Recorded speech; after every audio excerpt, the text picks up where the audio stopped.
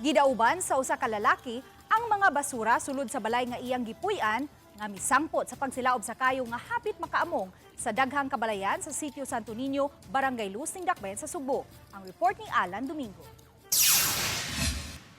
Naabtan sa mga otoridad ang 46 anyos nga si Benjamin Alihan sa sulod sa balay nga iyang gipuy-an human niya gisunog ang mga basura sa sulod sa balay.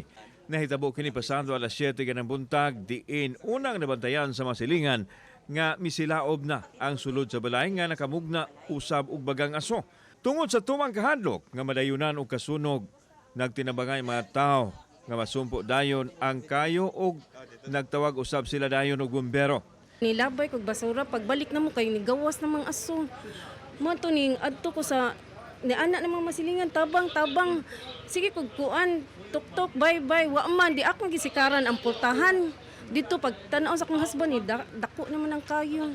Pasado alas 7 sa buntag nadiskubrihan sa mga silingan ang gihimo nining ilahang silingan ng lalaki nga may daob og mga butang sulod sa Pinoy-anan. Mo ni nakapaalarma nila kay kung ato makita kini komunidad dinhi hilabihan kasikit-sikit ang mga balay og delikado kung nakasilaob gyud daghan ang maamong nining maong sunog.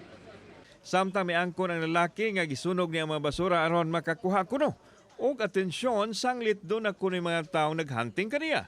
Giangkon hinuon niya nga tiggamitan siya og iligal nga drugas. Wala usab kuno siya magbasol sa iyang gihimo.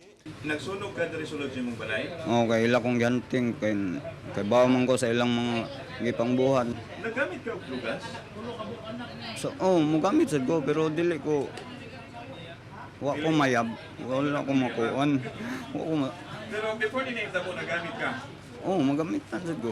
Matod sa igsuon sa iyang kanhi asawa nga sulod og gawas na kinis bilangguan tungod sa pagkalambigit sa illegal nga drugas nga mahinungdan nga gibiyaan siya sa iyang asawa ug tulo ka mga anak.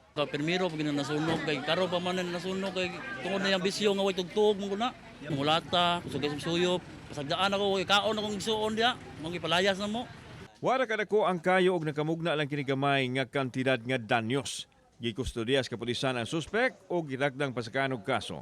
The members of the Cebu City Fire Arson Investigation Team is really nag-consider kita of filing a case of arson kay consummated na magito ang krimen, no? Nga na pagdaog. Kauban si Clover Lamayag, ako si Alan Domingo. Balitang Bisdak.